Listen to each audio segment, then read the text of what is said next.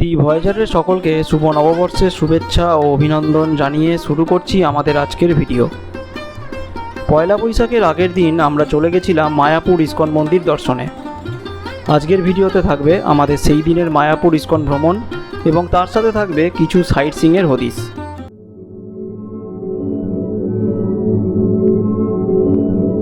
দিনের প্রথম হাওড়া কাটোয়া লোকালটি শেওড়াফুলি ঢোকে 6:11 নাগাদ, কিন্তু এই গরমে ওই ট্রেন ধরলে আমাদের পৌঁছাতে অনেকটাই লেট হয়ে যাবে। তাই আমরা শেওড়াফুলি থেকে ধরলাম ভোর 4:47 বর্ধমান লোকাল। এরপর ব্যান্ডেলে নেমে সেখান থেকে 5:40 ব্যান্ডেল কাটোয়া লোকাল আমরা ধরি। এখানে জানিয়ে রাখি, নবদ্বীপ এবং মায়াপুর এই দুটি জায়গা ভালো করে ঘুরতে হলে কিন্তু হাতে 2 দিন সময় অবশ্যই নিয়ে আসা উচিত। আমরা আজকেই ফিরে পড়ব, তাই আমরা শুধুমাত্র মায়াপুরই কভার করব।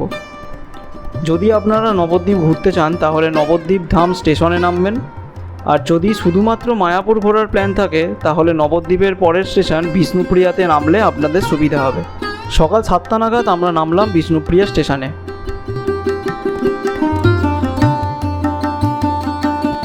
সিঁড়ি দিয়ে নেমে যেই সামনে শেয়ার টোটো পাওয়া যায়, যা সোজাসুজি নবদ্বীপ ঘাটে যাচ্ছে। জনপ্রতি ভাড়া নেয় 10 টাকা করে।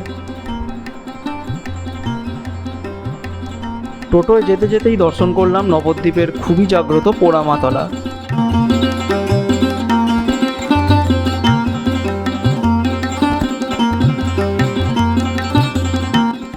নবদ্বীপ ফেরিঘাটে নেমে আপনারা এই পাশাপাশি দোকান থেকে টিফিন সেরে নিতে পারেন।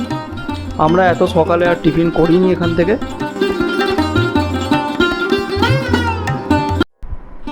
এখানে নৌকো এবং লঞ্চ এই 2 রকম ব্যবস্থা আছে মায়াপুর যাওয়ার জন্য। নৌকোয় ভাড়া লাগে 5 টাকা করে জনপ্রতি এবং লঞ্চের ভাড়া 10 টাকা করে জনপ্রতি। আমরা লঞ্চের টিকিটই কাটলাম। এখানে বলে রাখি, মায়াপুরের দিকের নৌকা ঘাটটি কিন্তু গঙ্গা নদীর উপর, কিন্তু লঞ্চ ঘাটটি অবস্থিত জলঙ্গি নদীর উপর। কাজেই গঙ্গা ও জলঙ্গি নদীর সঙ্গমস্থল কিন্তু আপনারা দর্শন করতে পারবেন যদি আপনারা লঞ্চে যান। পরিষ্কার কালারের ডিফারেন্স কিন্তু আপনাদের চোখে ধরা দেবে। জলঙ্গির জল একটু ডার্ক, অনেকটা পুকুরের জলের মতো, আর গঙ্গার জল একটু লাইট কালারের।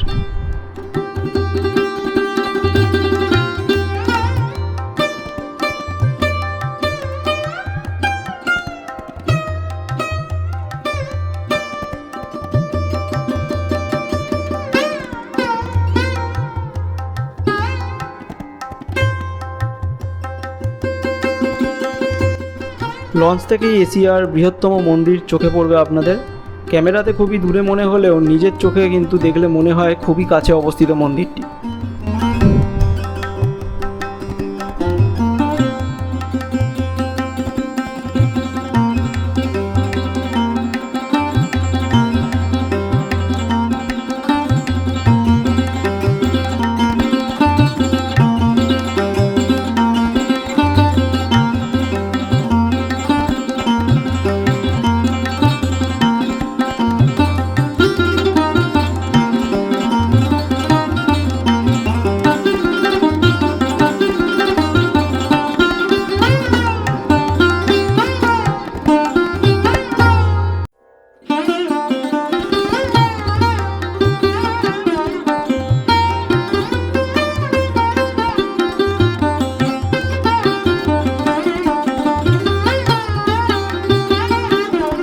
মায়াপুর ঘাটে নেমে একটু হেঁটে ডান দিকে এগিয়ে এসে চোখে পড়বে একটি জগন্নাথ মন্দির এবং ঠিক তার পাশেই টোটো স্ট্যান্ড ইস্কন যাওয়ার।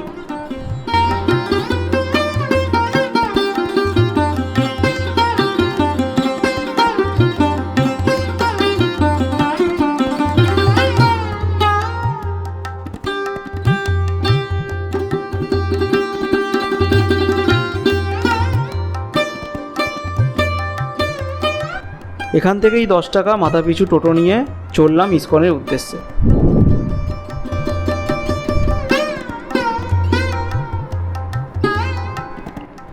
ইস্কনের 1 নম্বর গেটের সামনে আমরা নামলাম।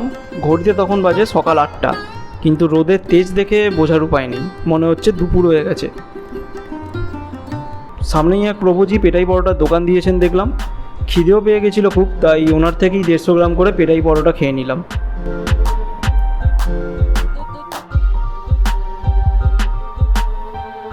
এরপর কিন্তু আমরা মন্দিরে না ঢুকে সোজা চলে গেলাম সাইট সিইং করতে, কারণ যত সময় যাচ্ছিল রোদের তেজ তত বাড়ছিল। মোটামুটি সাইট সিইং করতে 250 থেকে 300 টাকার মধ্যে টোটো ভাড়া পেয়ে যাবেন আপনারা। আমরা কিন্তু সবকটি মন্দির ঘুরিনি, আমরা প্রধান 4টি মন্দির ঘুরেছি সাইট সিইংয়ের মধ্যে। চলুন এক এক করে নিয়ে যাই আপনাদের সেই মন্দিরগুলো। এখানে বলে রাখি, প্রতিটি মন্দিরেই কিন্তু ভিতরে ছবি তোলা, অর্থাৎ প্রধান যে মন্দির বা গর্ভগৃহ সেখানে কিন্তু ছবি তোলা নিষেধ। প্রথমেই যে মন্দিরে গেলাম সেটি হলো এই ইসকনেরই জগন্নাথ মন্দির।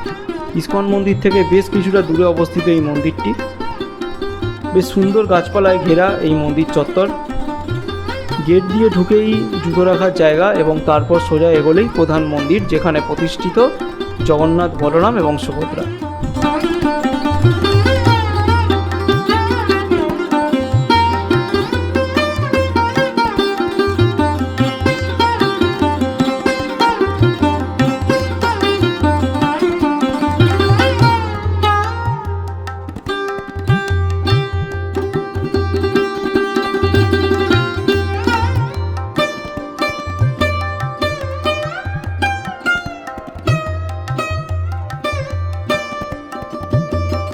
এই মন্দির চত্বরে একটি শিবলিঙ্গও প্রতিষ্ঠা করা আছে। আর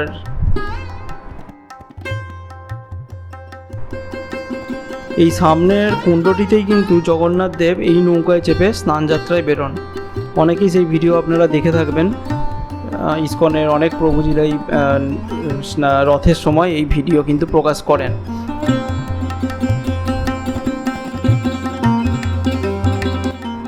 জগন্নাথ মন্দির থেকে বেরিয়ে এসে আমাদের পরের গন্তব্য হলো এই জগন্নাথ দেবেরই মাসির বাড়ি। এই মন্দির চত্বরটি কিন্তু সুবিশাল, ভিতরে প্রচুর জায়গা।